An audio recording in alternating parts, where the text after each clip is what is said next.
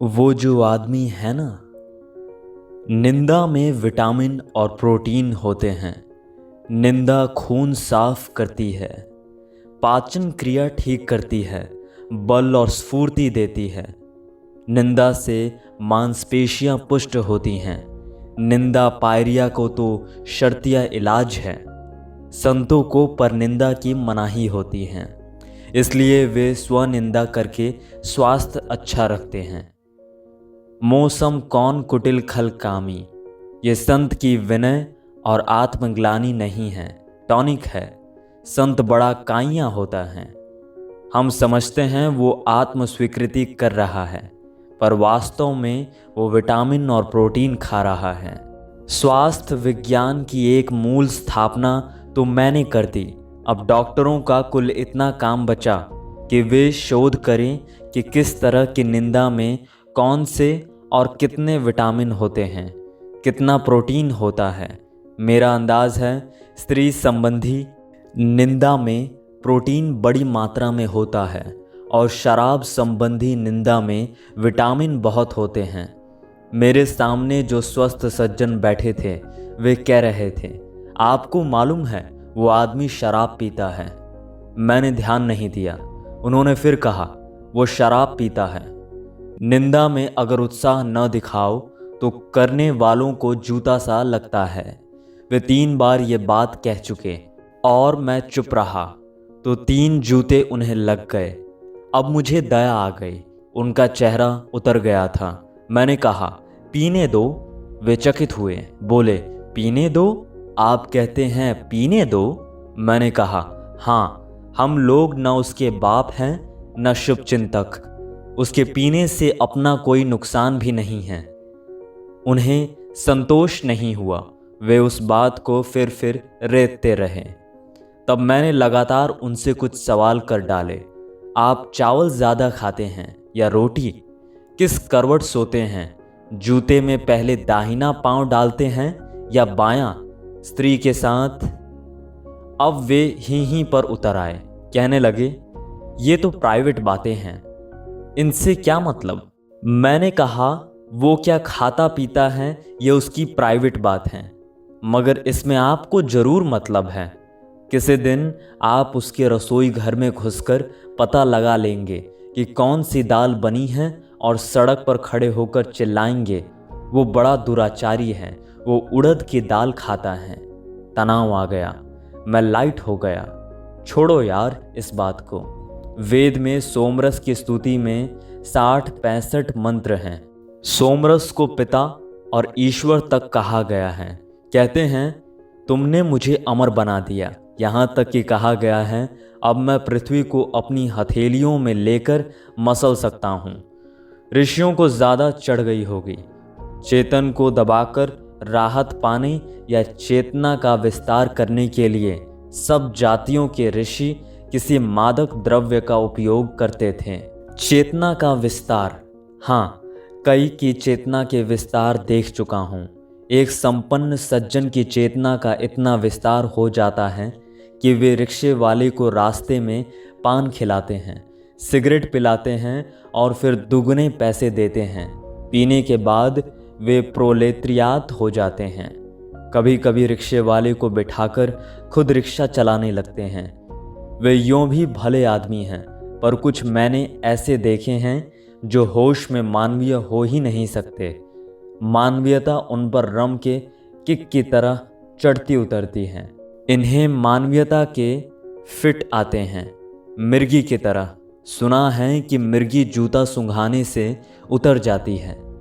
इसका उल्टा भी होता है। किसी किसी को जूता सूंघाने से मानवीयता का फिट भी आ जाता है। ये नुस्खा भी आजमाया हुआ है। एक और चेतना का विस्तार मैंने देखा था। एक शाम रामविलास शर्मा के घर हम लोग बैठे थे। आगरा वाले डॉक्टर रामविलास शर्मा नहीं, वे तो दुग्धपान करते हैं और प्रातः समय की वायु को सेवन करते सुजान होते हैं। ये स्टेट रोडवेज के अपने कवि रामविलास शर्मा हैं। उनके एक सहयोगी की चेतना का विस्तार कल 1.5 पैग में हो गया और वे अंग्रेजी बोलने लगे। कबीर ने कहा है, मन मस्त हुआ तब क्यों बोले, यहाँ हो गया मन मस्त हुआ तब अंग्रेजी बोले। नीचे होटल से खाना उन्हीं को लाना था। हमने कहा अब इन्हें मत भेजो, ये अंग्रेजी बोलने लगे, पर उनकी चेतना का विस्तार ज़रा ज़्यादा ही हो गया था। कहने लगे, नो सर, आई शैल ब्रिंग ब्यूटीफुल मुर्गा। अंग्रेजी भाषा का कमाल देखिए, थोड़ी ही पढ़ी है मगर खाने की चीज़ को खूबसूरत कह रहे हैं। जो भी खूबसूरत दिखा उसे खा गए। ये भाषा रूप में भी स्वाद देखती है। रूप देखकर उल्लास नहीं होता, जीभ में पानी आने लगता है। ऐसी भाषा साम्राज्यवाद के बड़े काम की होती है। कहा, India is a beautiful country, और छुरी कांटे से इंडिया को खाने लगे। जब आधा खा चुके तब देसी खाने वालों ने कहा, अगर इंडिया इतना खूबसूरत है तो बाकी हमें खा लेने दो। तुमने इंडिया खा लिया, बाकी बचा भारत हमें खाने दो। अंग्रेज ने कहा, अच्छा, हमें दस्त लगने लगे हैं, हम तो जाते हैं, तुम खाते रहना।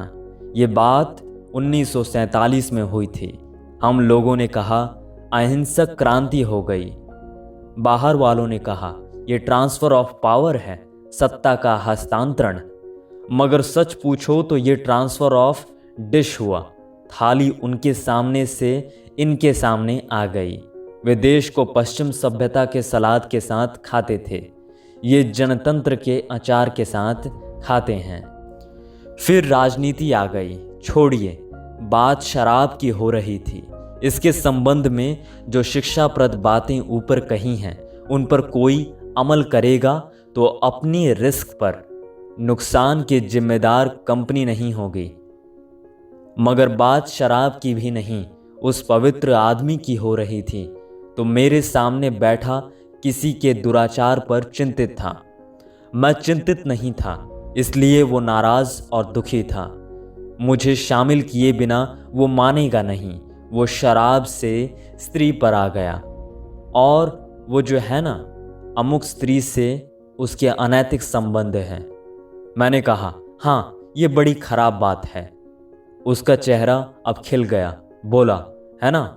मैंने कहा, हाँ, खराब बात यह है कि उस स्त्री से अपना संबंध नहीं है।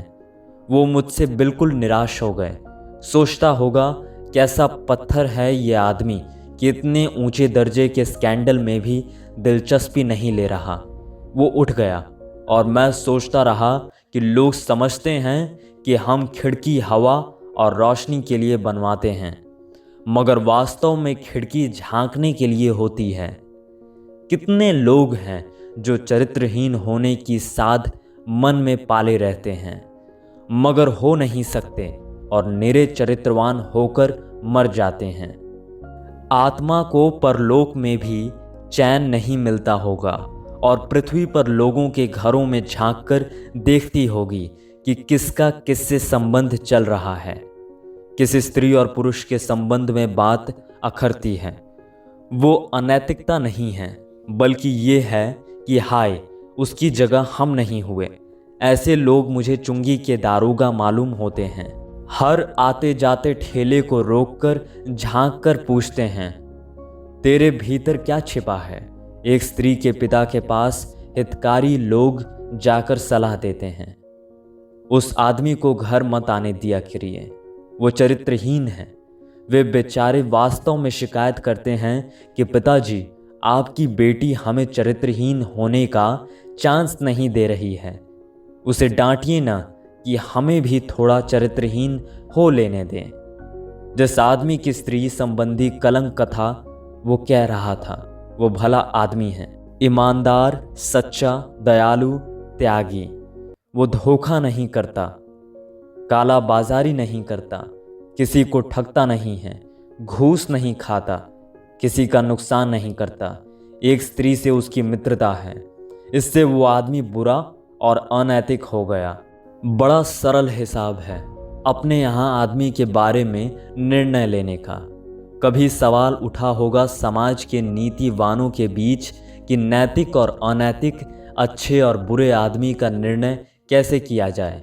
वे परेशान होंगे, बहुत सी बातों पर आदमी के बारे में विचार करना पड़ता है, तब निर्णय होता है। तब उन्होंने कहा, ज़्यादा झंझट में मत पड़ो, मामला सरल कर लो, सारी नैतिकता को एक छोटे से दायरे में समेट लो। हर जटिल को इस तरह सरल कर लेना मुझे भी पसंद है। इसी को सहज साधना कहते हैं।